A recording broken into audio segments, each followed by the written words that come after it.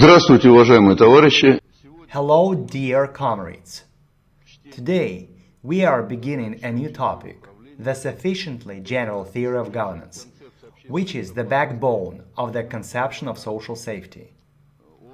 The course on the sufficiently general theory of governance is very important, as it enables one to comprehend processes of governance not only in the social environment, society, but also in the entire creation. Those who master the sufficiently general theory of governance, its fundamental concepts, can properly understand current events, understand the mechanisms of what happens and how, as well as cause-effect relationships in general.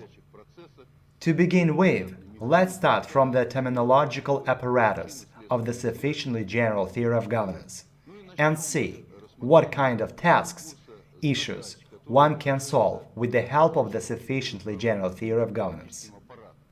The terminological apparatus of the sufficiently general theory of governance is a sufficiently generalizing apparatus for describing all processes.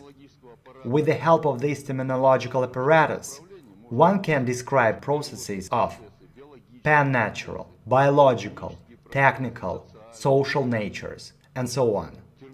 And therefore, it enables one to understand any science, find a common language with specialists of any field of knowledge. I can say that having mastered the terminological apparatus of the sufficiently general theory of governance, one can easily read and comprehend textbooks and books on different disciplines as well. One doesn't have to know specific terminology in those disciplines in order to comprehend them. Knowing the terminology of the SGTG, one can also easily enter disciplines such as chemistry, biology, especially socially determined sciences, etc. What problem do we have all over the world now? Every specialist in his or her field of narrow, compartmentalized knowledge cannot find a common language with specialists from other fields. It even reaches a point where a specialist from one branch of mathematics does not understand a specialist from another branch of mathematics. That is, to say nothing of those who have education of humanities and technical education.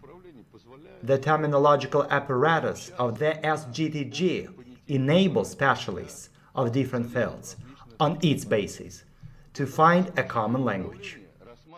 The SGTG looks into the commonality of content of various processes of governance, and this commonality is a task of image process thinking.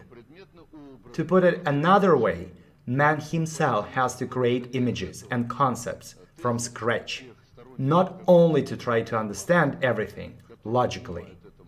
Therefore, those who have mastered the sufficiently general theory of governance and themselves created new images and concepts, novel for themselves, in their heads, do not strive to prove anything, as proof is a phenomenon of abstract logical thinking, which, abstract logical thinking, needs to be mastered. The point is, abstract logical thinking, without image process thinking, does not enable one to embrace the entirety and holism of the sufficiently general theory of governance. First of all, the SGTG is entirety. Generally speaking, the SGTG must be taught from an early age, and now we are working on the methods to enable one to master the sufficiently general theory of governance from an early age. Actually, the SGTG must be taught in all kinds of scholastic institutions from the beginning of tuition, so that students, having this knowledge, can understand all processes objectively ongoing in creation, so that they can evaluate processes flowing in various particular spheres and in various global political and social processes as a whole. The SGTG speaks of different hierarchical levels of governance in the universe. Speaking of the Russian word «управление», which morphologically and etymologically means governance. Let's look at the roots this word implies. Управление. Управление. Or управление. As for the root prav, we already touched upon it in one of our videos, in the example of priviousness. As for the root воля, this means will, willpower. Originally, управление, in the ancient Russian language, implied the meaning of govern through priviousness and will. It should also be noted that if there is no will, no governance or ruling can be fulfilled. I would like to pay your attention that the English words governance and ruling, which we use in our lectures, have the most fundamental and general meaning. Tasks of governance are solved by man's reason, which can be individual as well as collective. As for the collective reason, we will talk about it later. Now, let's look at the following thesis.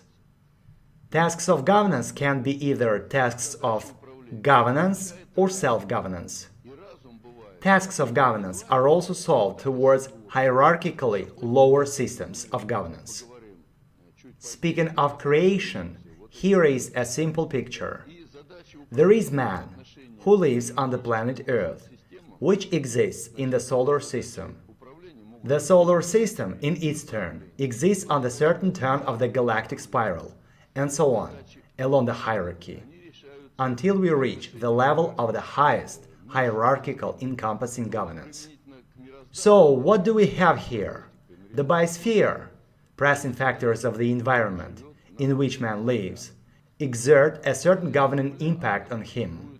Supposing there was no oxygen on Earth, then man would die. Where does oxygen come from? It is produced by plants. Why do plants produce oxygen? Because the sun shines. So the sun has a governing impact on the biosphere. Even this simple example shows us the hierarchy of governance. And going against this very hierarchy will bring one a lot of trouble. So one shouldn't do it, as I have already repeatedly said, because one cannot argue or drag oneself against God. Tasks of self-governance represent the following within the boundaries of the highest hierarchical encompassing governance. For instance, the tasks of ruling of a company, factory, or state have to be solved.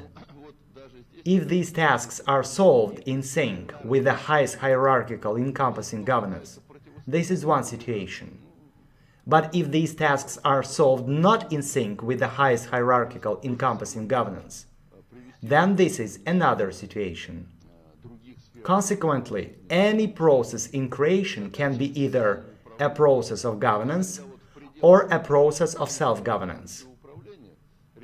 As the people who deal with the COB, the conception of social safety, vary greatly, and many of them have no idea what governance, object of governance, or subject of governance is, we will look into a very simple scheme of governance. I should note that people with a technical education grasp this more quickly than those with an education in humanities, who have difficulty in mastering the terminological apparatus of the sufficiently general theory of governance. So, here it is. Everybody knows the scheme of a car ruling. Here is a car. It is an object of governance, ruling. There is a driver who drives this car. He is a subject of governance. The driver presses the pedals, buttons, changes gears, rotates the steering wheel. All these actions are called a feed-forward line or a direct governing influence, impact. With the help of sight, hearing, sense of smell, the driver evaluates the condition of the car. So to say, he looks at the indicators of gasoline, oil, speed. He also looks at the road and sees obstacles traffic lights, signs, other vehicles, pedestrians. He evaluates the situation on the road. This is called a feedback line. What's more, the driver can hear whether there is a noise coming from the engine and bearings, whether other drivers are honking at him or not. He can also smell if there is a gasoline leak. All this is also a feedback line. As the car moves not in the vacuum of space, in fact, there also exists an environment in a vacuum. It can be rainy, snowy, foggy, windy, etc. And other cars can be obstacles on the road. All this is called an environment. Let's sum up the aforementioned in the following scheme. The object of ruling is the car. The driver is the subject of ruling. This red arrow is a governing factor, impact. And there also exists a result of governing, which is evaluated by the subject of governance. This is a feedback line. As all these actions take place in a certain environment. It's raining, snowing, there are traffic cops and so on. All this makes up an environment. So, here we have a common scheme of governance, ruling. We see the same thing here, an object of governance, a subject of governance, an environment that has its impact on the subject of governance. The subject of governance also impacts the environment in some way. There is a governing impact, so there is a certain result, a feedback via the feedback line from the object of governance. What's more, the subject of governance can be influenced by other higher hierarchical subjects, a certain program, an order, and so on. This is how this scheme looks in the most general terms. You can ask me, where in this scheme is the hierarchy of governance? It does exist. Let's look. Imagine a husband driving to a supermarket to buy food. Why is he going to the supermarket? Because his wife told him to do so, as they are out of food. So the husband carries out the assignment of the higher hierarchical structure, his wife. Why did his wife tell him to go shopping? Because there is no food at home. Why is there no food at home? Because money has been tight. Why has money been tight? Because they didn't get their wages on time. Why didn't they get their wages on time? Because the company failed to offload its production. Nobody was buying its products. Why was nobody buying its products? Because the products from abroad are better. If we continue asking leading questions, we will reach the level of global politics. So to say, this hierarchy will definitely lead you to a certain structure.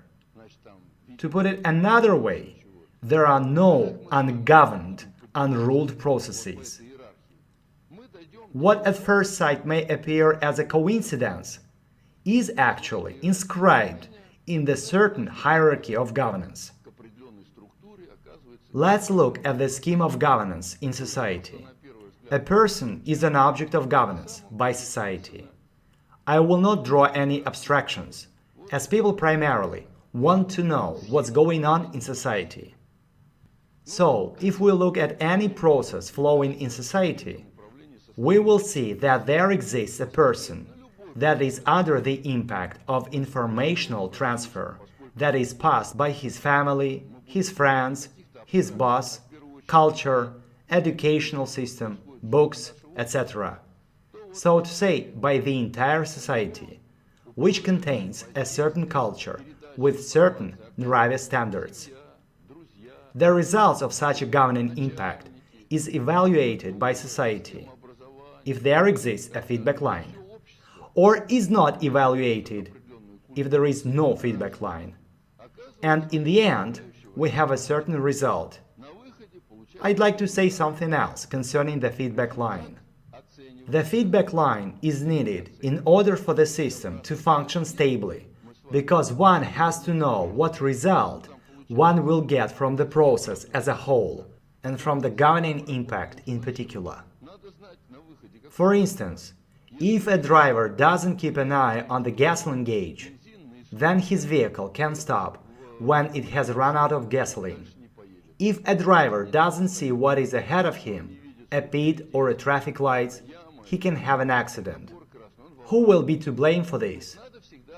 What I mean to say is that you should always evaluate the quality of your ruling.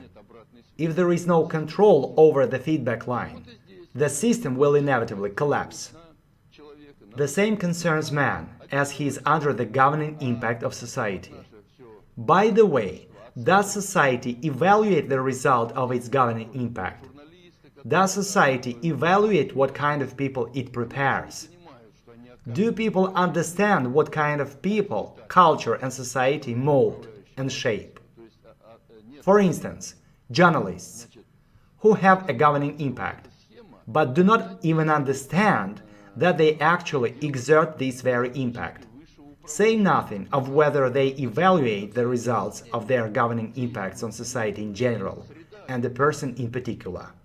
I already gave you examples before.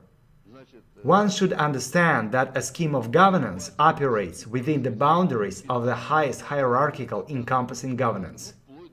In other words, society as a whole and every person in particular are under the governing influence of the environment. Forests, seas, rivers, factories, vehicles, all oscillatory processes, nourishment, water, nature as a whole, ecology, and so on, including the creator, who has his governing impact on the flow of processes in every single person's life and society, the biosphere, the entire creation as a whole. The creator, God, is the highest hierarchical encompassing governance.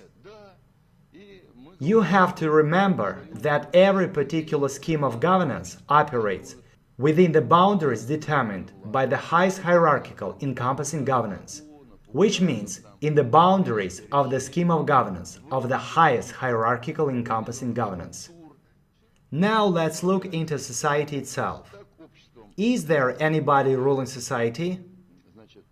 We say that society is under the governing influence of state bodies who exert this influence by creating laws, orders, making decisions, creating certain state structures. What's more, mass media, religion, ideology, all these as a whole exerts a governing impact on society. In the end, we obtain a certain result, a good or bad one. This is another question. I have a question now. Do states or countries evaluate the results of governing impacts or not? I mean the feedback via the feedback lines. Do they understand who actually rules social processes?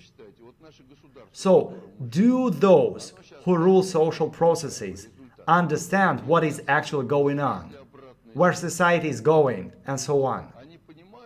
What do they obtain as a result of their governing impact? Let's not answer this question for now. Everyone should think over this question and answer for themselves. Later, we will go back to it. How can we formalize the process of governance? Governance always implies a subjective choice of a goal. This is called a vector of goals, a set of goals. Look into the following example. I should note that any process in creation can serve as an example. I suggest considering an everyday life example with a scholar who is in an educational process. You know, when students finish their school, they have to choose what to do next. So to say, a huge variety of possibilities stands before them. Some of them, for instance, choose to serve in the army or the police force. Some of them prefer to continue their studies. Some of them want to work in factories, and so on. As you see, there are many variants. Depending on his own understanding, interests, and righteousness. Every person makes his own choice. To put it another way, everything depends on the individuality of a person. Man makes his subjective choice among a plurality of objective possible variants of process development. One should remember that the process of the person's choosing is influenced by many factors. For example, the well-being of his family, whether his family can afford to pay for his tuition or not, his parents' advice on where he should study, the economic situation in his city, there might be high unemployment in his city, and so on. Shortly speaking, there exist many factors that influence this process. Therefore, governance of a process is possible if one knows the laws, patterns of the existence of the process or object in the environment, and if one knows the set of particular external and internal factors which condition the flow of the process. But sometimes things happen like this. A person himself creates an illusion of the process without understanding it. If he creates this illusion of the process, object existence, he also has an illusion of governance over this object. An illusion has nothing in common with reality. But frustration and disappointment caused by this illusory governance will be very real, as such governance certainly fades into zero, nothingness. What conclusion can we make here? One must not create illusions for oneself, as they, illusions, always end up in frustration and disappointment. In this vein, I'd like to give an example of a children's war game, when they imitate horses using sticks or mops.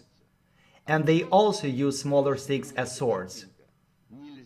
If you tell them that their horses and swords are not real, they are just sticks, then these kids may even burst into tears, because you have shattered their flights of imagination.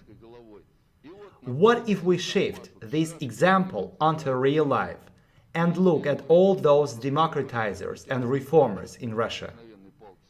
The global predictor created for them an illusion that they are actually building a democracy in Russia. And they really believe this.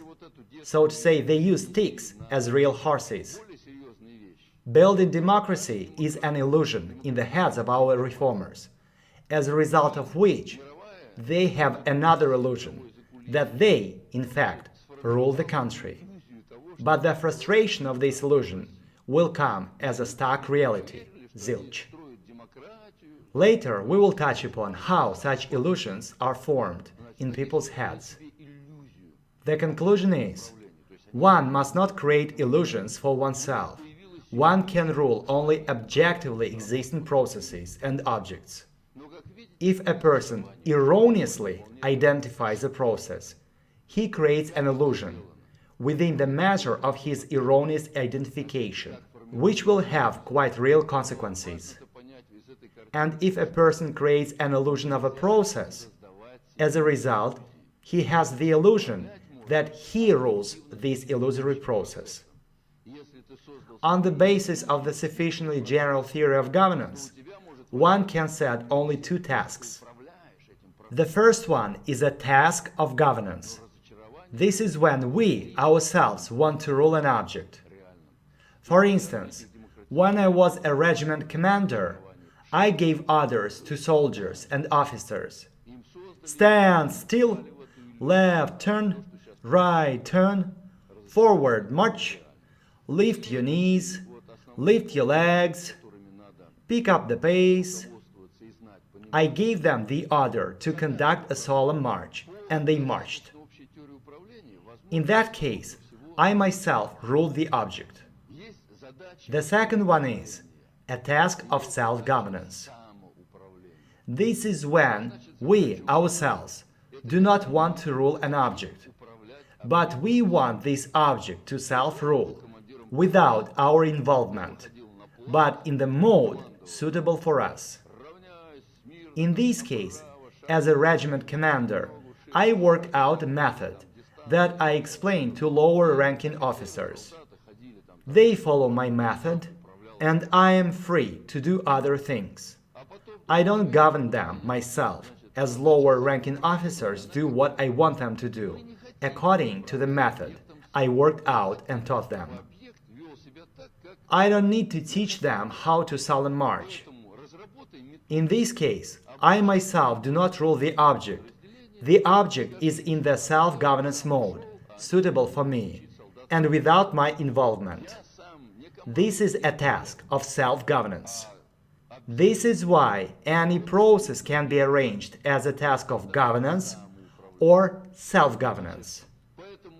There always exist three vectors of governance, and for both types of tasks, for the tasks of governance and self-governance, there always have to exist three sets of informational parameters. The vector of goals of governance. This is what has to be achieved through ideal governance. A vector of goals is nothing but a list of wishes that you want to achieve through your own governance. The first one is the most important goal. The second one is less important, and so on. The last goal is the least important one, something you can do without, refuse. Let's look at an everyday life example, family. As a rule, the woman is the head of a family. Her vector of goals looks approximately like this. First, she has to feed her family.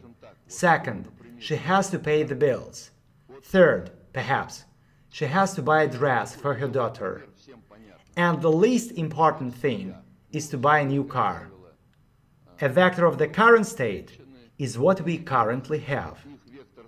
Supposing this woman opens her fridge, but it is empty. As she hasn't been paid at her work, she has no money to pay the bills, gas, water, electricity, or buy a dress for her daughter, let alone a new car. Here, one should know that the difference between the vector of the goals and the vector of the current state is a vector of error of governance. The vector of error of governance is a deviation of the real process from the ideal, desired one. In ideal governance, if everything goes well, the vector of the current state has to coincide with the vector of goals. Then the vector of error will be equal to 0. Let's look at the following example. Here is a plane which has a goal. It has to transport passengers from point A to point B. Another goal is that it has to be in a good condition for the flight. A third goal is to feed the passengers during the flight, and so on. All this is a vector of goals. So this vector of goals is fulfilled. The plane follows a certain route, consuming a minimal amount of fuel if possible. All this, the vector of current state, has to be tracked during the flight. If the plane diverts off course, the pilot has to go back to the planned course, and so on. When the plane lands in the final destination, the vector of error is equal to 0. You can also make your own examples. It doesn't have to be a plane, it can be a ship or a company, anything. Now I have a question. Can a state move nowhere? If a plane flies nowhere, what is going to happen? It will fall down after it runs out of fuel. It is just a matter of subjectively conditioned time. Does anybody know the vector of goals of their country? Do we, Russians, know the vector of goals of our country? What is the first priority? What is in the first place, in the second place, and so on? What goal do we have to reach in the end? Who knows the goals of our state? Nobody does. But if we don't know our country's vector of goals, this does not mean that someone on a higher hierarchical level has not set their goals towards our country. Let's go back to the Harvard project, which I mentioned in the previous lectures. What can we see if we correlate all this to the Harvard project? We can see that they have goals. The first one is seize the riches of Russia. The second goal is the Russian people should not understand what's going on with them. The third goal is young Russians have to die of drinking and vices, and so on. I suppose you see what I generally mean. If we look at reality, we will see that their vector of goals aimed at us is being properly and effectively carried out. Our natural resources, gas, oil, nickel, etc., are flowing into the West. The people do not understand anything of what is going on and how they are fooled around. So the goals have almost been reached. I told you about the Doctrine 20/1, August the 18th, 1948, in our first lecture. It says everything. The USSR had to be dismembered. That was the first phase. They are now preparing the second phase.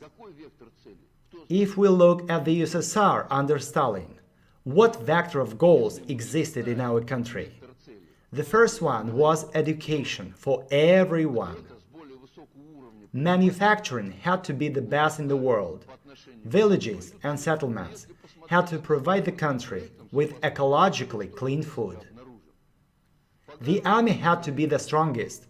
Science had to be the most advanced. Education, as well as medicine, had to be the most advanced, etc.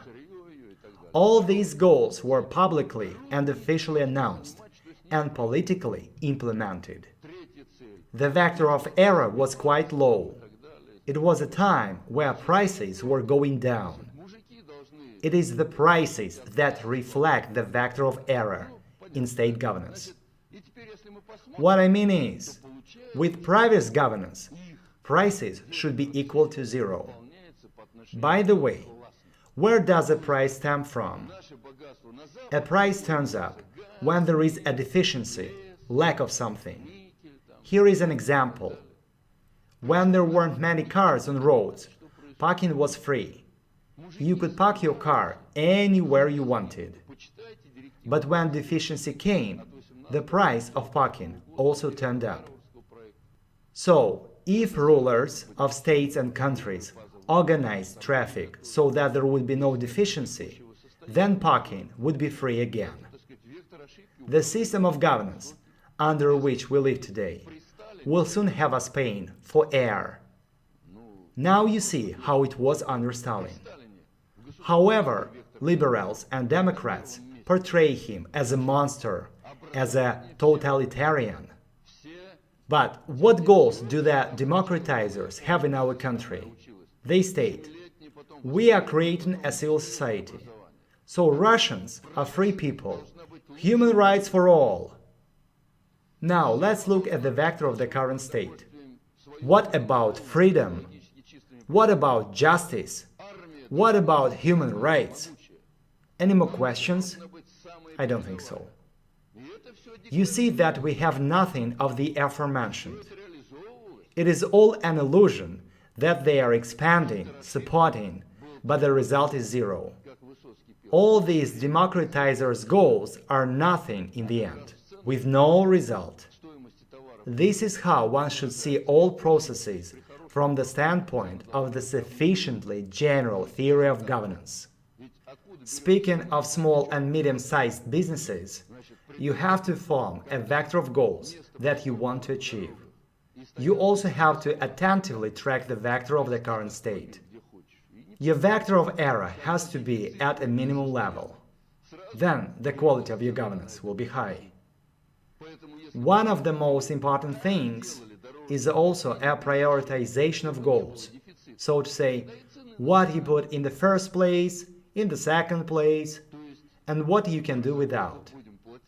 If you change the prioritization of your goals, then the result will be different. Now I'd like to say something about some of our followers adherents of the COB, the conception of social safety. In the first place, they can put the following goal: I will do my best to become conceptually powerful, inform others on the conception, and implement it in life. In the second place, they can put the goal of providing themselves, for instance, with a better place to live in. Success depends on what man puts in the first place and what in the second. Many of those who name themselves followers, adherents of the conception of social safety, in the first place put mercenary goals. And somewhere in the third or fourth place, they put the goal of mastering and spreading the conception. We therefore say that the shift of priorities will bear a different result. What situation are we faced with now? We are all at war. So if someone is a true adherent of the conception of social safety, then, in the first place, they put the fact that they are on the front line, like their fathers and grandfathers in the Great Patriotic War, who went to the trenches as volunteers, rose up and went to battle. So if a person truly wants to implement the ideals of the conception of social safety in life, if all of us truly have these in our vector of goals in the first place, then we will definitely change the situation. But if we put a purchase of something new, for instance, a new place to live, in the first place, then the result will be zero in terms of implementing the ideals of the conception. As for Russia, our country is being bullied, destroyed. But many Russians are interested in buying a new place to live in, or other things of this kind. Therefore, not a single particular problem will be solved until we change the current conception. This is the goal everyone has to put in the first place, in his or her vector of goals. The entire function of governance, ruling, means a circulation and transformation of information in the process of governance. That is to say, from the very beginning of governance, a formation of the vector of goals, of the certain process, until the governance of that process is complete. If a person carries out a task, he always has to follow the entire function of governance, until the task is completely solved. What is the entire function of governance? The entire function of governance is a system of templating, habitual stereotypes of relationships, and of transformations between informational modules that the ruling subject possesses, which, or who, on the basis of these stereotypes, modulates the entire work, functioning, of the object of governance. When you look into any process, you should always keep this scheme in your mind. Subject, object, environment, and so on. Whatever process you look into, the scheme of governance should always look like this. For instance, the scheme of aircraft governance, ruling. The pilot is a subject of governance. The plane is an object of governance. Here is also an environment, feed-forward lines, feedback lines, results. A family can serve as another example. The family, in this case, is an object of governance. The head of the family is a subject of governance. As a rule, it is the woman, sometimes the man, or it can be the woman ruling through her man, or the man and the woman can periodically be the subject of governance over their family.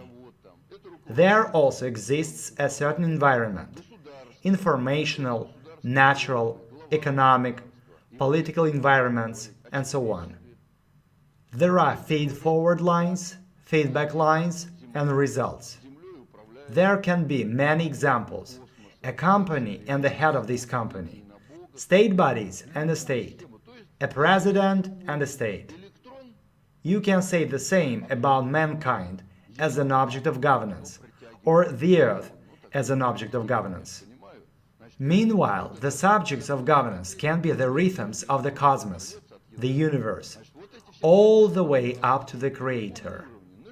What's more, you can look into man as an object of governance in relation to his own emotions, moods, attachments, dependencies, and various distortions.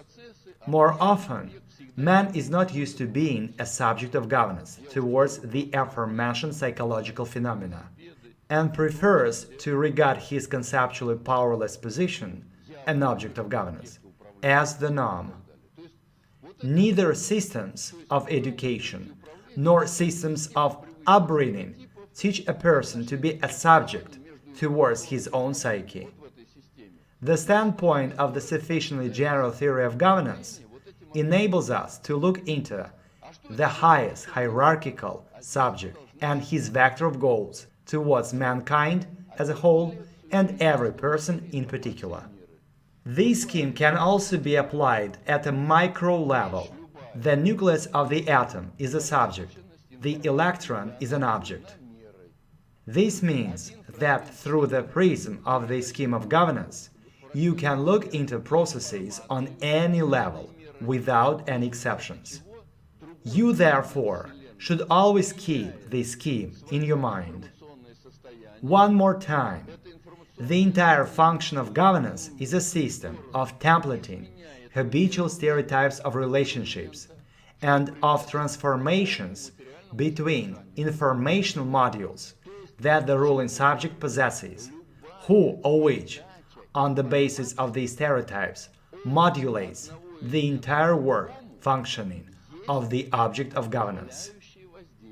But what are these informational modules?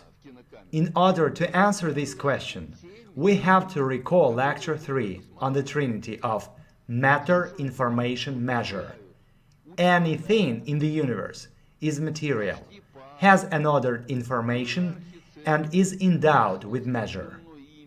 One fragment of the universe passes specifically measured and ordered information to another fragment of the universe, as a result of which the second fragment of the universe changes its informational state, which changes the measure of this fragment in one way or another, and leads this fragment to a new material state.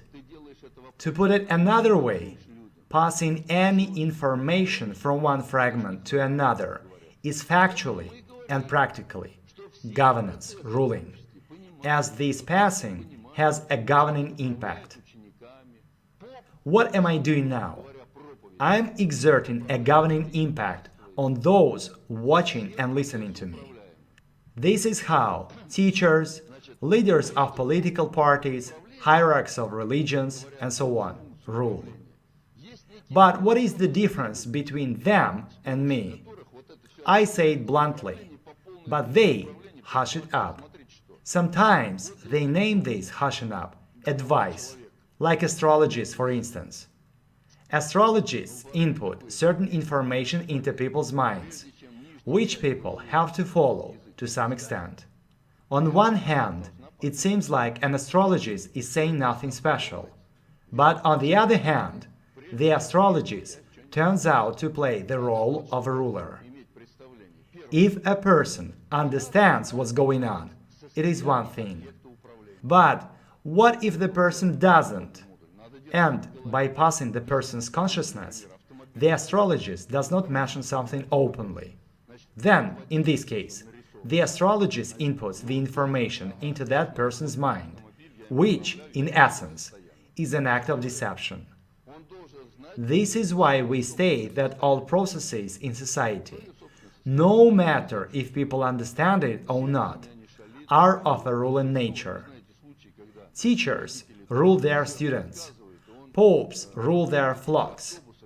That's why, speaking of the entire function of governance, governance, from this standpoint, is a set of certain informational modules in their relationships and transformations, and with the help of these informational modules, governance is carried out. Here is what governance, according to the entire function of governance, implies. In the picture, we see a person's head. In the Russian army, we have such an expression. Before the lower part of the head, that is the tongue and mouth, says something, the upper part of the head, that is the brain, must think. So what must the upper part of the head think before the lower part of the head speaks? The upper part has to evaluate the state of the object of governance. This is the first informational module. Speaking of a driver, for instance, he has to evaluate the object, vehicle, that he's going to rule. He has to evaluate his own state. That is how he is now feeling, his current health state, whether he is drunk or not. There have been cases where drunk bus drivers, due to their negligence and ignorance of their current health states, caused accidents, as a result of which they and their passengers died. So never drive if you are drunk. He has to evaluate the state of neighboring objects. That's other vehicles and objects on the road. He has to evaluate the state of the environment. That's weather conditions. He has to correlate his actions with the state of the environment. He has to evaluate the state of the ruling structure. That is, the traffic police, whether the red light is on, and so on. He has to know assignments and limitations of higher hierarchical structures of governance. Here is the question: do you conduct your own task or someone else's? This is when, for instance, your boss gives you an assignment, or, let's say, another hierarchical structure. Your wife told you to go shopping. He has to possess the distinction and methodology. This is when, for example, one driver can spot a pedestrian on the road and slow down to let him cross. Meanwhile, another driver does not care and can run him over. This is the connection of sophist, distinction, methodology. If a person himself wants to rule, he has to be able to keep all this in his mind, all these 7 items. Science states that a person can simultaneously and consciously track the development of 7 to 9 processes. Generally speaking, any person can do it. If a person cannot focus and simultaneously track the development of 7 to 9 processes, then this person has no right to be involved in any type of governance. And now, let's build a bridge from the theory to the practice. Let's answer the following question. Can a drunk person track the development of 7 to 9 processes? Of course not. This is why a drunk person cannot drive a car, to say nothing of ruling a state, like our Elky, Boris Yeltsin, whom we remember conducting an orchestra in Germany. That's why we, in the conception of social safety, in the COB, state that rulers, those involved in governance, as well as everyone else, don't have the right to drink alcohol. The first thing that happens to a person when he drinks is that he is deprived of distinction, criterion. As we say in Russian, a person drunk and sleepy thinks not his own thoughts. This is what the entire function of governance from the standpoint of these informational modules is. Everyone must keep their thoughts under control. This is what, by the way, Alexander Pushkin wrote about. Then blessed is he who strongly rules the words and keeps his mind on a leash. Now, correlate all that I've said to the law of time, according to which everything in the world flows dynamically, and a person has to quickly evaluate the current moment. If he does not have the methodology, he will definitely fail. To rule processes, a person must also possess distinction, criterion, in order to quickly distinguish between what is right and what is wrong. Going back to the examples with the driver, there exist primaries, which the driver has to pay attention to, but there also exist secondaries, which do not determine the successful conduct by the driver of the tasks. If a driver does not possess distinction, he will be focused on secondaries, as a result of which he may have an accident. This is why a person must skillfully govern himself, have self-control, so to say, strongly rule the words, and keep his mind on a leash. Speaking of social processes, statesmen have to be able to take all these processes into consideration. The current state of their country, the state of neighboring countries. They have to know and understand global politics, its methods and ways of implementation, the hierarchy of governance, and be in sync with God. Many have a distorted concept of God. Softly speaking, many people's concept concerning God is different from what it is. Every ruler must correlate his actions to the highest hierarchical encompassing governance and keep all those things in his mind. Stages of the entire function of governance. The entire function of governance is also a hierarchically and ordered chain of actions of various qualities, including discerning, detecting a factor of the environment which impacts the system and which the intellect collides with, among a huge diversity of processes in creation. Now, let's go back to the example with a plane. Other examples are also possible here. A country, a company, a vehicle, a factory, a family, anything. Imagine there is a gust of wind. The pilot, in his turn, has to detect, discern it as a gust of wind, but not something else, like a projectile missile, for example. Forming a stereotype, templates, habits, skills, in order to discern that factor in the future. A pilot has to form a stereotype, a habit, a skill, to correctly discern also in the future and adequately react to that factor. So to say, not to shiver with fear every time there is a gust of wind. For this reason, a new function is introduced into the autopilot. In this case, there is a reaction to a gust of wind, forming a vector of governance goals concerning this factor, and integrating this vector into the general vector of one's ruling, governance. Let's recall the vector of goals, which we've already discussed before. The plane has to transport passengers from point A to point B, to be in a good condition, to follow the route, minimum fuel consumption, etc. This list also includes a reaction to a gust of wind. The adequate reaction is very important in this case, so that gusts of wind won't hinder the achievement of other goals. Now we see that we need to carry out all the aforementioned actions. But a question arises: how can we do it? Item 4 gives us an answer to this question.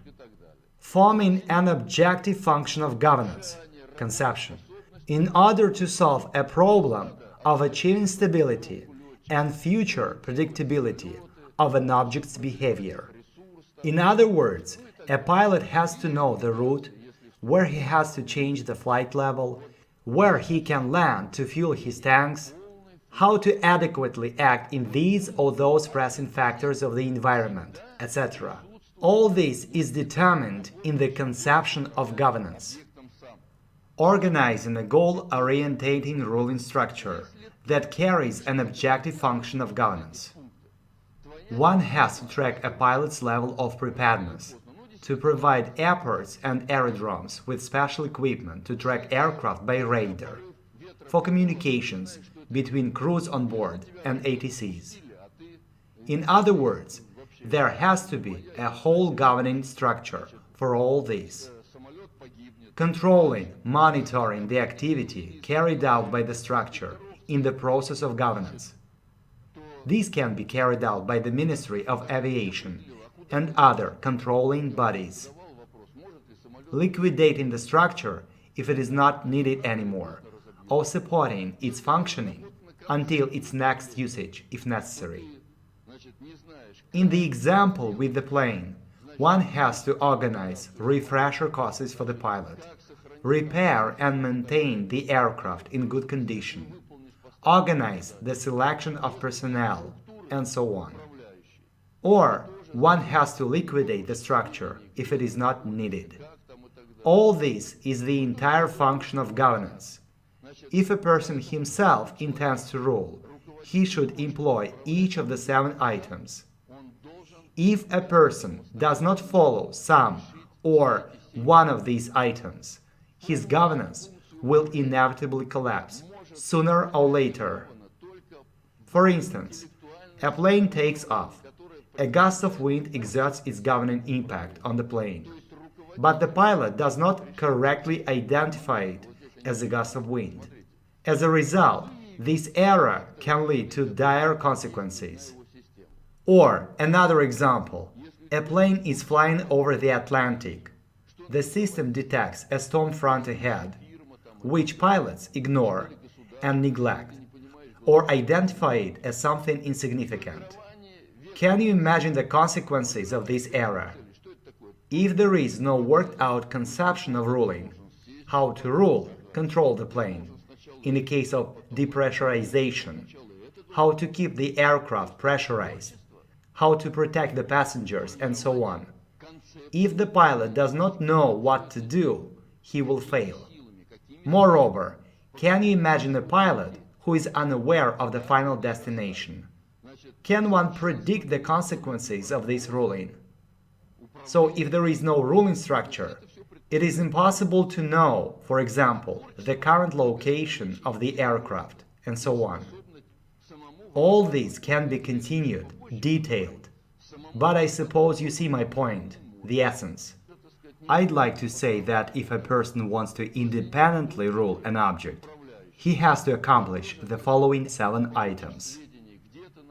The entire function of governance can be carried out only in the intellectual scheme of governance.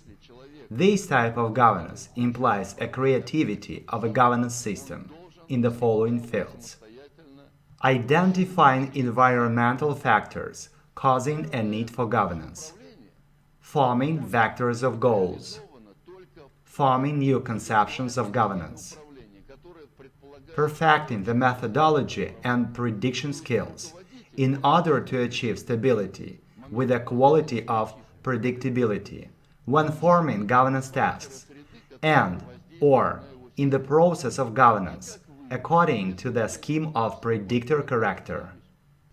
If a person or a system of governance has no creativity, he cannot detect the factors impacting his object of governance: competing companies, if the object is a company, the project of globalization, if the object is a state, a bad mood, different types of obsessive-compulsive desire and possession, if the object is one's own psyche, etc. Forming vectors of goals is also a creative process, as the system of governance has to creatively decide not only on the goals, but also on the hierarchy of the goals. Forming new conception of governance is creativity as well, because it is a search of ways to implement intended goals. Perfecting the methodology and prediction skills is also creativity, both in terms of the phenomenon of prediction itself as a skill, and in the sense of perfecting this skill. Creativity implies the presence of intellect, the independent development of new information modules. As for intellect, we will talk about this in the coming videos. To put it briefly, if a person does not possess all the aforementioned skills, he is a bad ruler. Speaking of our country, why haven't we collapsed yet? I ask the same question again. Where are we moving as a country? Do we know that? No, we don't. Do we know the conception that works against us? No, we don't. But this doesn't mean that our enemies don't either. We haven't collapsed yet, because their hierarchical level of governance is aimed at us. To put it another way, we are being led towards a ruled catastrophe. We are being annihilated through the methods of Cold War. Here is a question. What was done in Russia according to the entire function of governance during the time of the reforms? Within all the time there was only a change of the structure, nothing more. They liquidated some state bodies, created new ones, changed the names on their office doors, and so on. So to say, they reformed the structure of governance only, and nothing more. And then follows the question, do these reformers know what factors are influencing our country? No, they don't. Are they aware of such a phenomenon as global politics, its ways and methods, the role of religion in global politics? Global politics does not exist for them, and neither does the methodology or the role of religions. All of this exists on its own for them. They just reform the structure of governance. They carry out only the seventh item of the entire function of governance.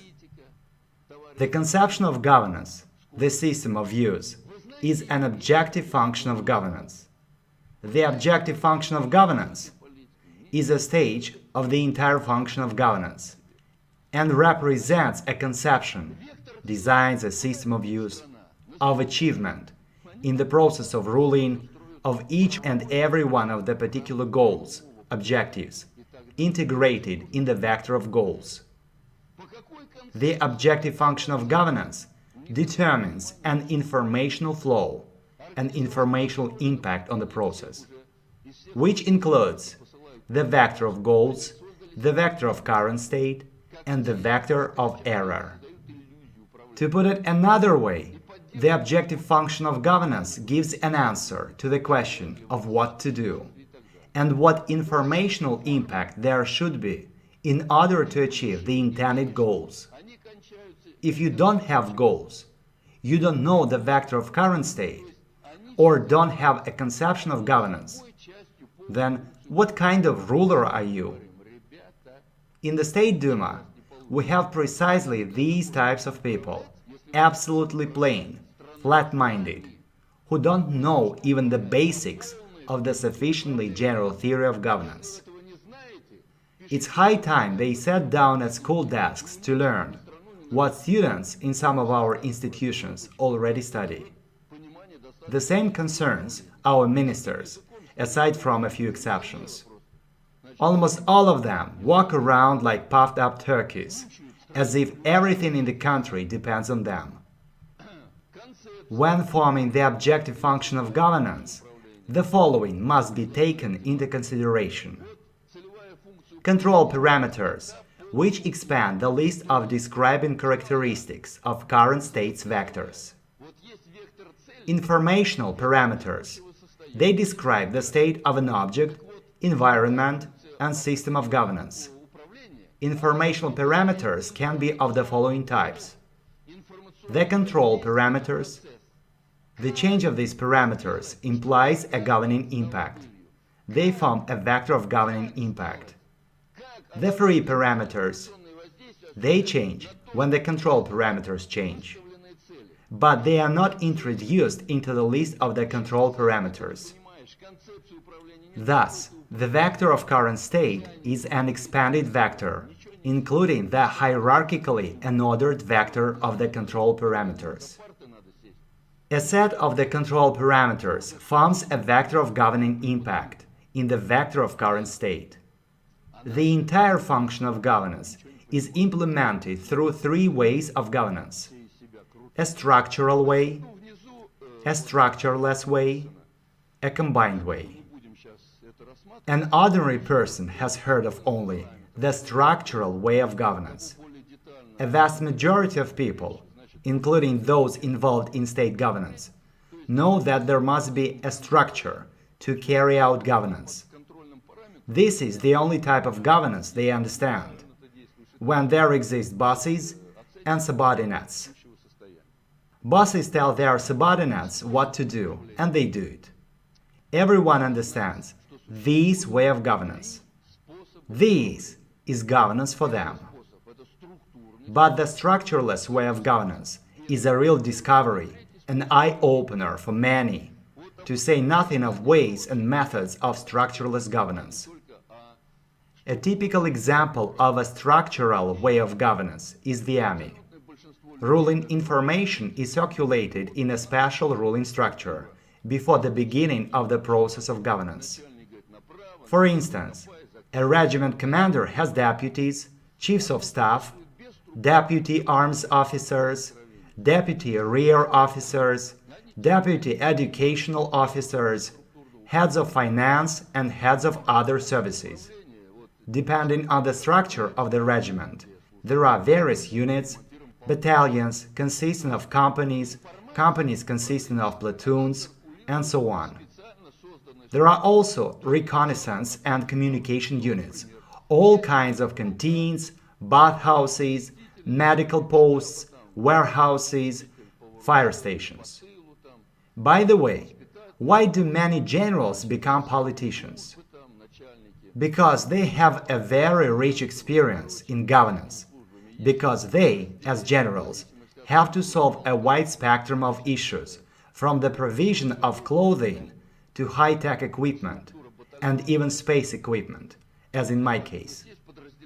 I mean that officers deal with boiler rooms, first aid posts, dining rooms, automotive equipment, and this list can be endless. As for our governors, they can't do anything but speculate and plunder the country. This is why there is a suggestion that the officer corps shoulder the responsibility for governing the country and its fate during that transitional period. Therefore, the structural method of governance is understandable. It is when information from a high-ranking person is passed through different middle-ranking people to a low-ranking person. Information of ruling nature circulates in the ruling structure that is created in advance. This concerns a head of a factory, the army, etc. For instance, the head of a factory summons up a head of a department and informs him on tasks and aims. In fact, you can make many examples. The structural way of governance, which implies a structure created before governance, is clear for everyone. But what is structuralist method of governance? What is it?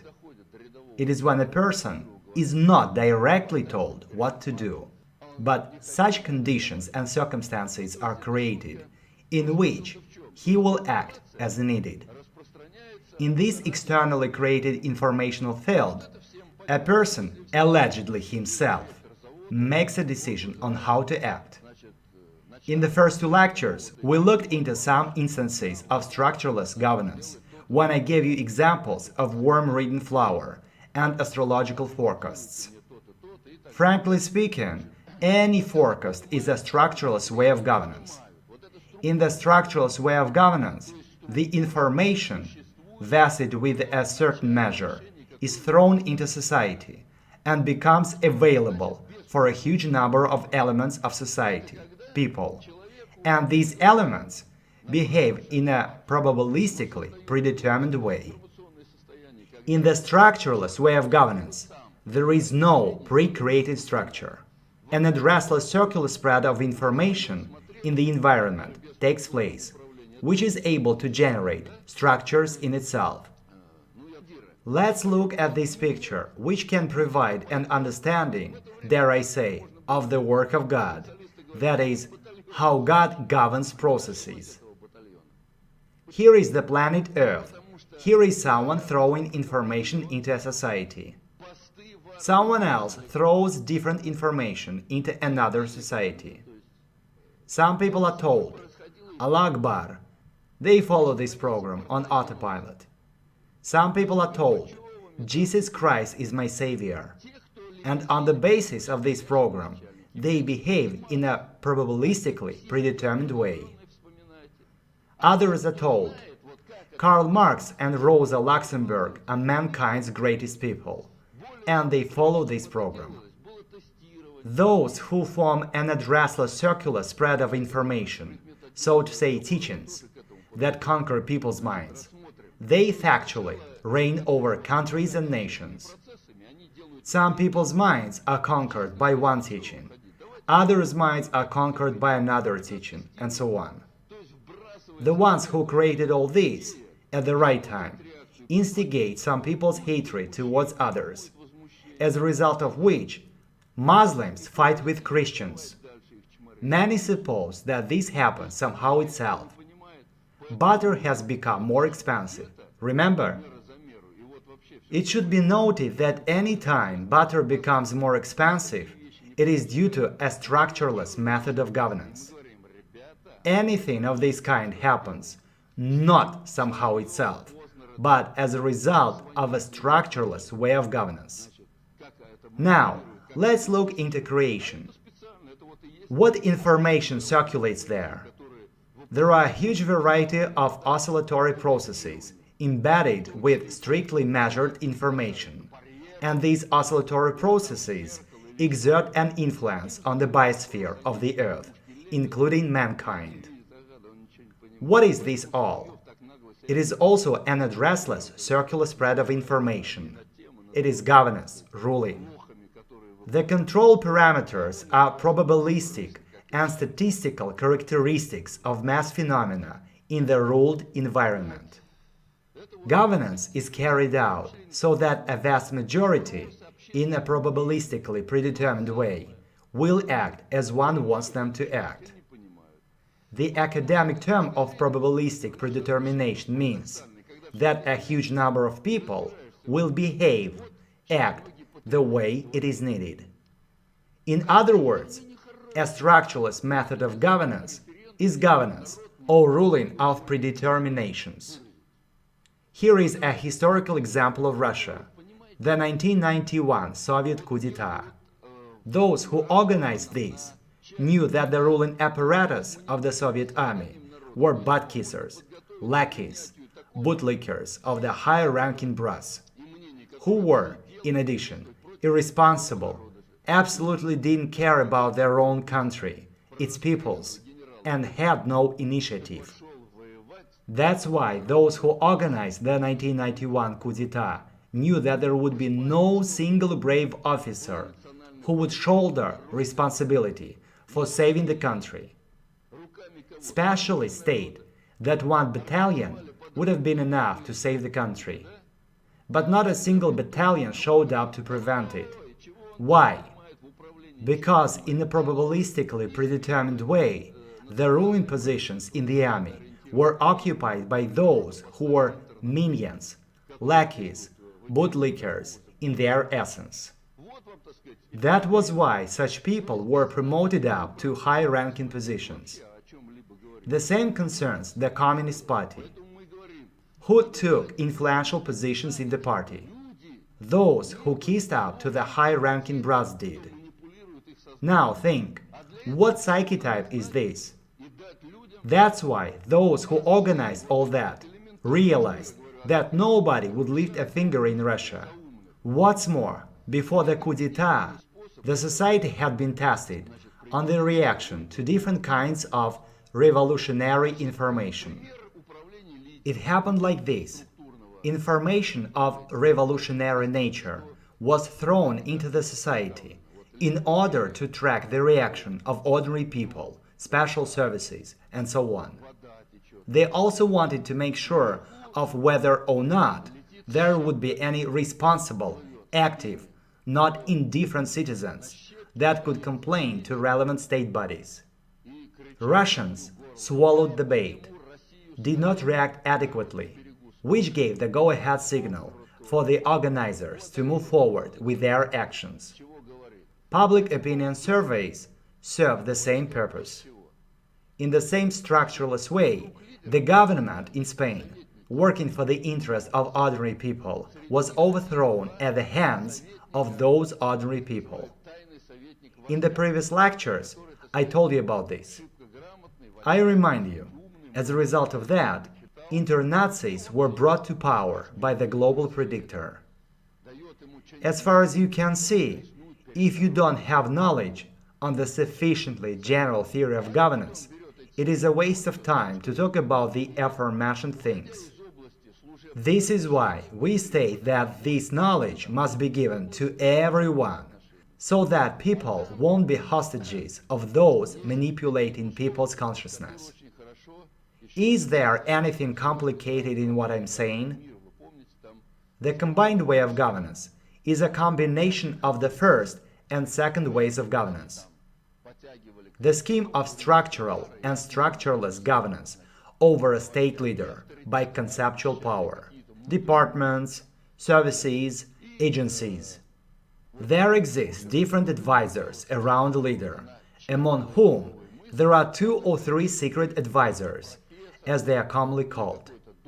They are very intelligent, well-educated, know a lot, and give the leader wise advice. They give him something novel that can help the leader to draw the attention of the crowd to shine. Where does this advice come from? Do these advisors make all of this up themselves or what? No. The thing is, there exist official and unofficial relations. When leaders, as well as those surrounding them, find themselves engaged in unofficial relations, such as a get-together, they contact different people. Lev Nikolaevich Tolstoy properly described these unofficial relations in the novel War and Peace. In this story, all the aristocrats gather at Madame Chara's salon. They enjoy meeting up there to drink cognac, smoke cigars, and exchange their opinions, news. Also attending are people in authority, who throw in clever thoughts. And all these idiotic aristocrats who gather at the salon always heed what these authoritative people say. People like professors, doctors, scientists, and so on. It doesn't matter who the person is. All that matters is that he is authoritative. Those authoritative people announce some new trends. Aristocracy of all kinds follow their suggestions, and then they spread these new trends, which become factual tendencies of the society. This is also an example of a structureless way of governance. This is how this information comes to the leader, who announces it to society. How does this information, these new trends, come to authoritative people? The recent declassification of KGB archives shows us that in order to inform authoritative people with certain information, there exist 10 to 14 links in the chain. These leaders' secret advisors get information, new trends, through these 10 to 14 links from those class of the pseudo-jratsis, what we nowadays call the global predictor. This is how the global predictor brings necessary information up to the level of state leaders, who delude themselves into believing that new trends are their own ideas. Let's sum up. The global predictor, through 10 to 14 links of their own chain, spread information to authoritative people, who, coincidentally, turn up at the right unofficial time of relations, and at the right place among those leaders' advisors, who, advisors, directly inform their leader on new trends. Leaders, in their turn, with some pathos, inform the crowd on new trends, as if it was their own idea. It goes without saying that the crowd does not see these processes. There is an excellent poem by Omar Khayyam, which serves a good example of the aforementioned, and goes like this. Are elusive, not true, all the things we behold. Our rise is the cause. They are telling us lies. It is just cover, or shell, that they see, not the core. For the essence of things can be seen with the eyes. This is how leaders like Hitler, Mussolini, and others are ruled. We, in the conception of social safety, thought, if they can do it in order to implement their own governance, why can't we make our own chain in order to counteract them? The most important thing in this case is to spread information. I should know that many people in Russia, including journalists, use our terminology, a vector of goals, the conception of governance, stability on the basis of predictability, and so on. So our information is breaking through. This is what we need. Why? Because people are beginning to perceive this information. Why do journalists use this information? Because it is something new, something hot for them. As for us, we do not care who spreads this information. Those who understand what the conception of social safety is, they hush it up. But those who do not understand, like journalists, they spread it. In this vein, you should also know modes of governance. In this picture, you can see the following modes of governance: balancing and maneuvering. What does balancing mode mean? It is when the system balances are within the acceptable, allowable, upper and lower boundaries. For instance, if you talk about some equipment, it has its operational function within allowable tolerance. It can be a plane or an engine, the operation of which can go beyond allowable tolerance, boundaries, and in that case, something must be done. What I mean is, an engine, for example, has a certain threshold of noise.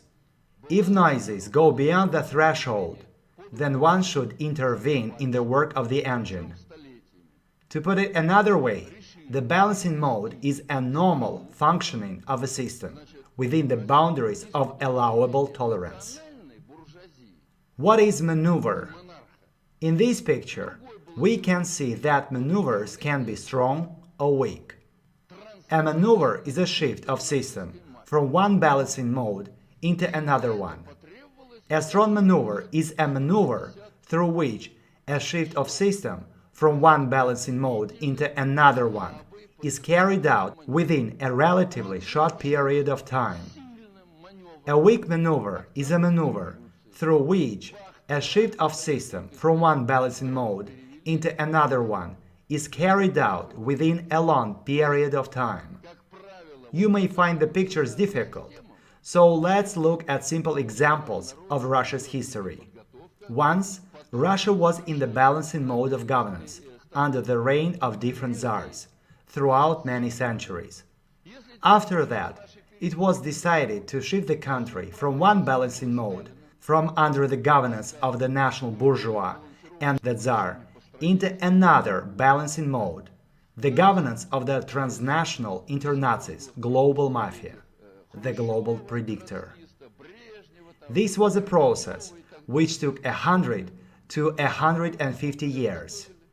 This was a long, weak, preparative maneuver. This weak maneuver culminated in a strong maneuver, the October Revolution.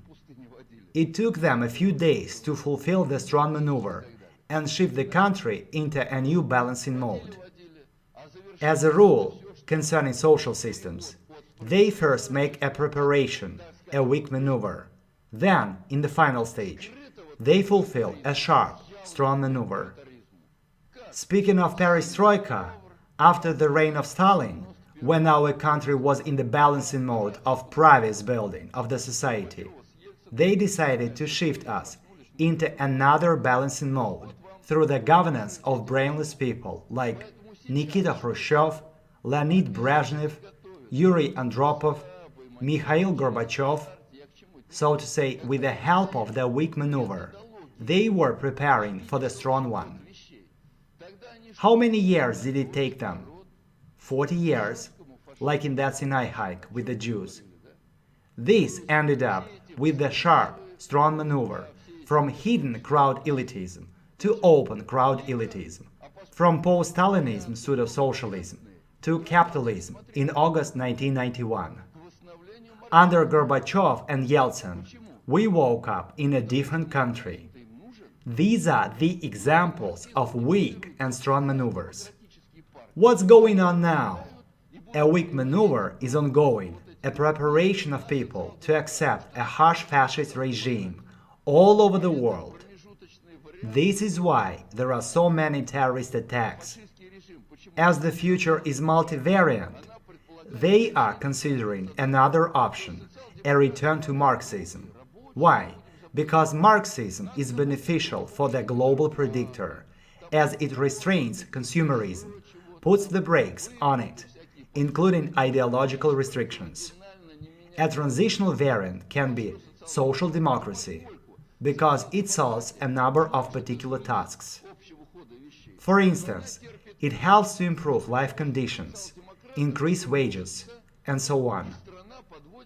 However, social democracy is not perfect. It comes to a collapse, and it brings people to the idea of accepting a harsh fascist regime. By the way, this is how Hitler came to power after the social democracy, which brought Germany to a collapse. And the people joyfully accepted the harsh fascist feast. After what we have looked into, let's recall those 5 types of power. In the introductory lectures, we said that we are fooled around through the false notion of 3 independent branches of power: the legislative, the executive, and the judicial. I told you that the thumb symbolizes conceptual power, the index finger, ideological power, the middle finger, legislative power. The ring finger is executive power, and the little finger symbolizes impotent judicial power. Now, let's look at these through the prism of the entire function of governance, which we already discussed, and which makes the whole picture clear. The entire function of governance consists of 7 items: discerning, detecting a factor of the environment, forming a stereotype, habits, skills, in order to discern that factor in the future, forming a vector of governance goals concerning this factor, and integrating this vector into the general vector of one's ruling, governance, forming an objective function of governance, conception, organizing a goal-orientating ruling structure that carries an objective function of governance, controlling, monitoring the activity carried out by the structure in the process of governance, liquidating the structure if it is not needed anymore, or supporting its functioning until its next usage. The tasks of conceptual power. It discerns factors of the impacting environment. It forms vectors of goals concerning every factor. It forms conception of governance to achieve goals of development. This is what conceptual power is, and this is why we don't have it in our country, because we do not know what direction we are moving in, nor what we are doing. What is conceptual power? Conceptual power is autocratic in its origin. It ignores all democratic procedures of society, which doesn't see it or doesn't want to accept its autocracy. Conceptual power does not care what a majority wants. Besides, if a majority wants something, this does not mean that this is a good thing. Sometimes one person is against everyone, but he turns out to be right. How to understand who is right and who is wrong? We will talk about this later. In this vein, I'd like to note that it is not a majority that determines the actual course of things. This anti-human conception, according to which we all live, states that the majority has influence. A majority of sheep goes to the elections, votes for candidate A, and the majority thinks candidate A has won because this majority has made this decision.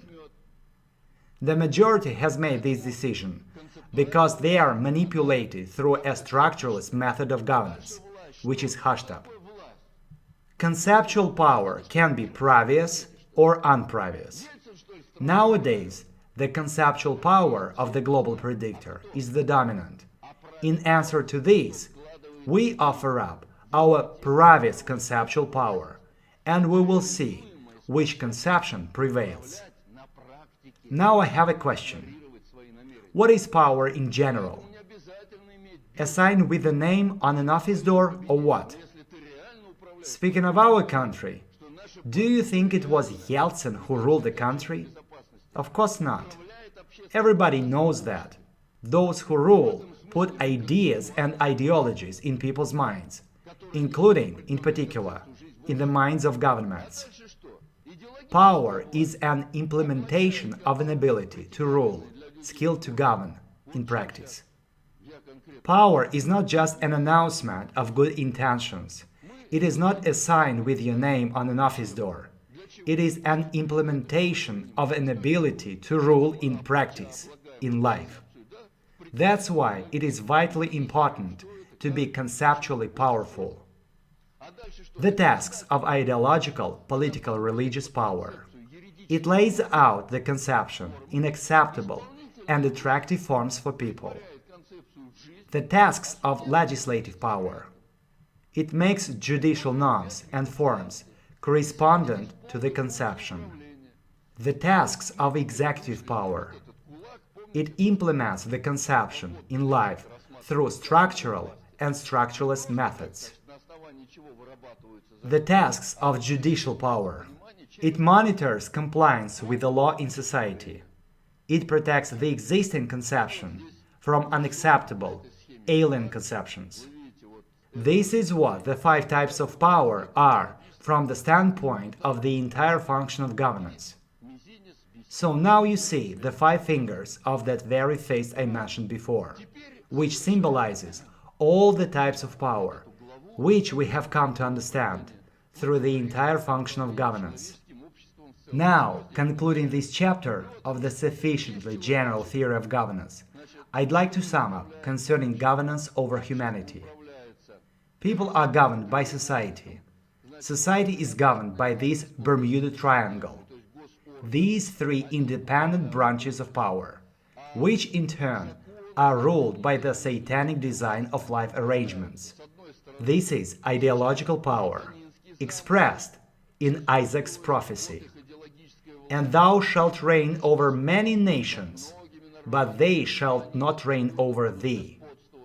This conception is implemented through a plurality opinion. There can be a lot of ideas, opinions, thoughts.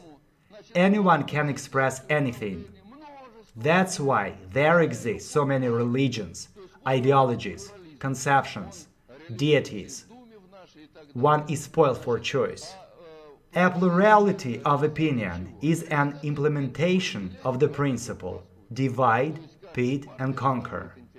This is why we state that we must enclose the circuits of our governance on the highest hierarchical, encompassing governance. That is, we have to follow God's design of life, seize this idiotic pluralism, and enclose the feedback lines on the highest hierarchical, encompassing governance.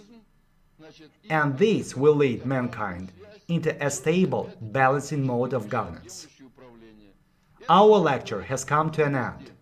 In the next lecture, we will continue mastering the fundamentals of the sufficiently general theory of governance. See you next time.